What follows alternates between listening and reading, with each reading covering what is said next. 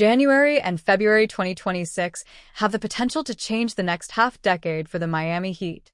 The Heat's roster is in limbo as it stands with their three All-Stars, Tyler Herro, Bam Adebayo, and Andrew Wiggins, leading the charge. However, Miami is also home to tons of youthful talent, including Kel'el, Ware, Jamie Jaquez Jr., Kasparas Jakušionis, and Nikola Jovic.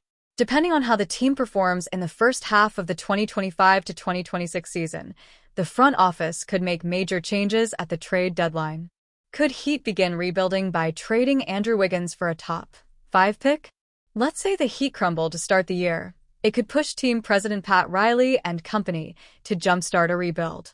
While a trade centered around Adebayo or Herro is possible by that point, it's much more likely the 30-year-old is the first one dealt. Enter a blockbuster trade proposal with the Detroit Pistons. The Pistons are expected to contend in a weaker Eastern Conference next season, which is why Wiggins could strongly appeal to them by February. The Heat could trade Wiggins, Jaquez Jr., a 2029 first-round pick, lottery protected, and a 2031 first-round pick, unprotected, to Detroit for Isaiah Stewart and Ron Holland too. This is a huge gamble by the Heat on the potential of the 20-year-old Holland, who didn't display much in his rookie campaign. The lack of flashes does, however, stem largely from his lack of playing time, 15.6 minutes per game. Holland, the number 5 pick in the 2024 NBA draft, proved during his time with the G League Ignite he is a freak of nature athlete capable of contributing at a high level on both sides of the ball. As a quick note, Stewart is included largely to match salaries, but is a solid rotational piece who fits the Heat culture mold. It's an absurd investment even for a top 5 pick, but a deeper glance suggests Miami isn't parting with as much as you'd believe. Wiggins is quite useless to the Heat if they intend on rebuilding, and Jaquez Jr. holds serious potential, but wasn't cracking the rotation late last season. Meanwhile, one of the picks is heavily protected, and the other lines up with when Miami should be contending once again. The Pistons are, of course, seriously competing in the East if they are willing to part with Holland so soon. With Wiggins gone in this scenario, the Heat could then seek out huge deals involving Adebayo or Herro with a core of Holland and Ware in place. Kel'el has found himself in the news for all the wrong reasons of late. But as his professionalism has been questioned, Miami Heat Dwayne Wade was quick to offer a bit of advice that will go a long way in helping Ware get the start to his sophomore campaign back on track.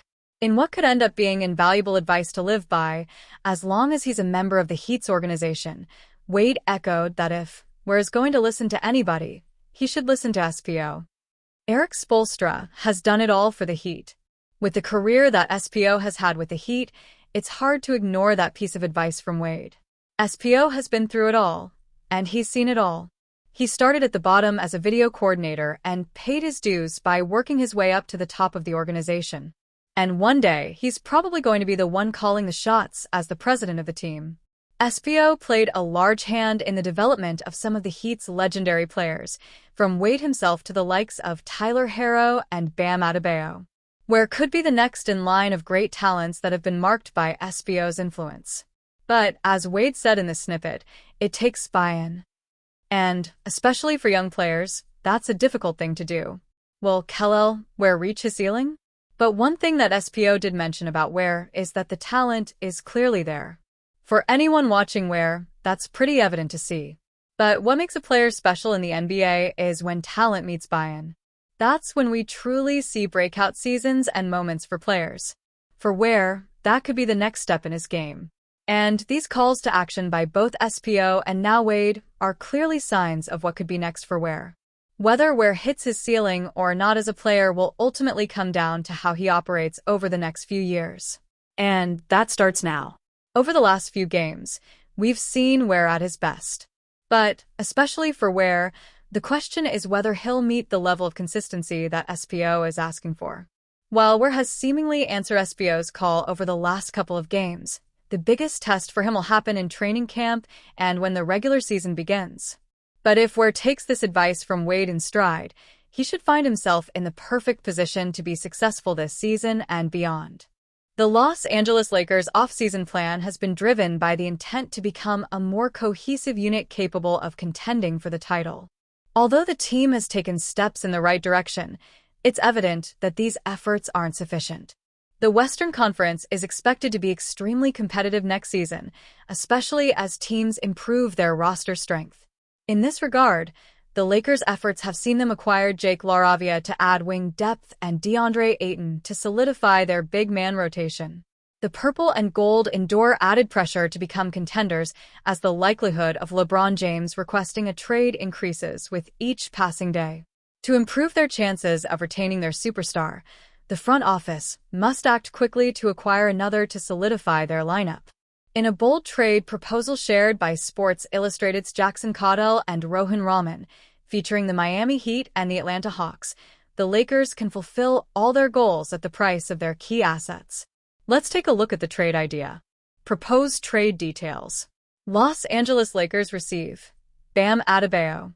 Miami Heat receive Austin Reaves, Gabe Vincent, Dalton Knecht, 2031 first-round pick.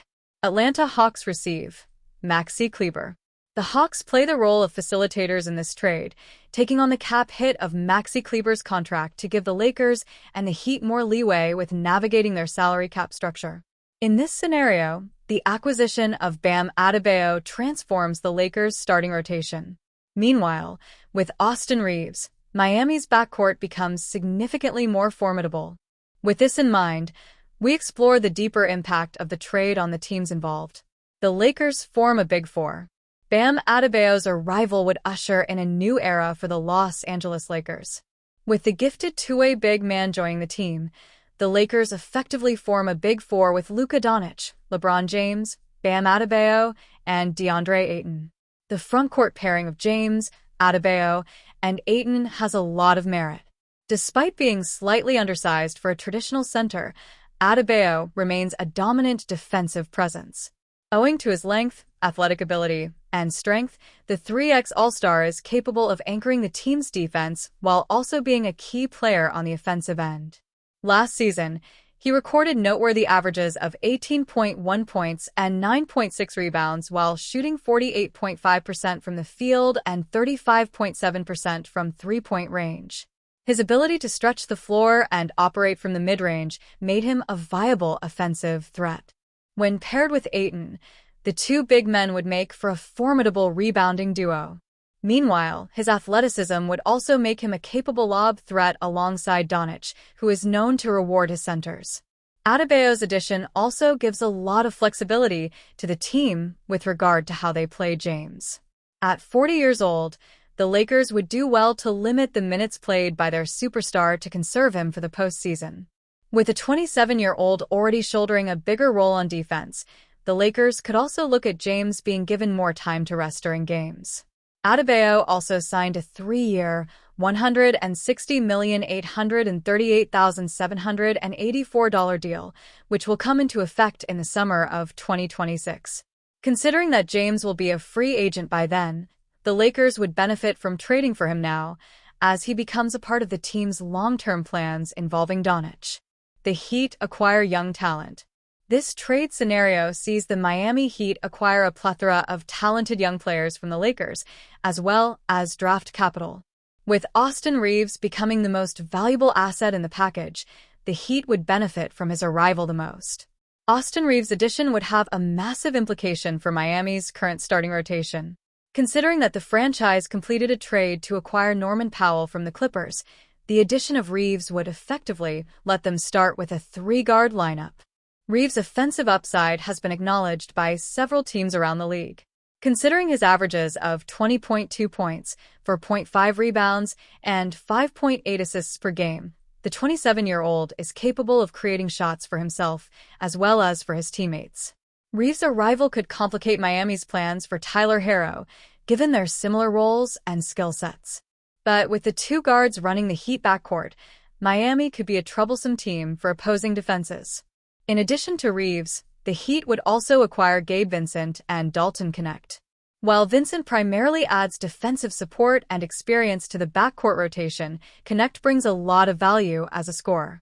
With Duncan Robinson headed to the Detroit Pistons in the offseason, the Heat require perimeter shooters to boost their bench depth. Last season, The 24-year-old recorded an average of 9.1 points while shooting 37.6% from beyond the arc heading into his sophomore season. The Heat could expect better productivity from the young guard. While the draft capital is undoubtedly valuable, Miami would gain additional cap flexibility next summer as Vincent is on an expiring contract and Reaves has a player option. While Reaves may demand a max extension after opting out of his contract, the Heat will have some latitude in deciding on this matter. Who benefits from this trade? This trade scenario is certainly a massive one, considering the number of moving parts and assets changing hands. But in the overall scheme of things, this trade may not be beneficial for the major players involved. The Lakers stand to lose the least in this scenario. The addition of Bam Adebayo would indeed transform the purple and gold into a super team. But this comes at the cost of their bench strength and their future. In a league moving away from the Big Three era, a move like this would be counterintuitive. While James' ultimatum certainly puts the purple and gold on a win-now timeline, the Lakers may not benefit from this gamble in the long run. The Heat stand to lose the most in this scenario. While expiring contracts would allow them to make moves in the future, they would be in an extremely weakened position without their defensive anchor next season.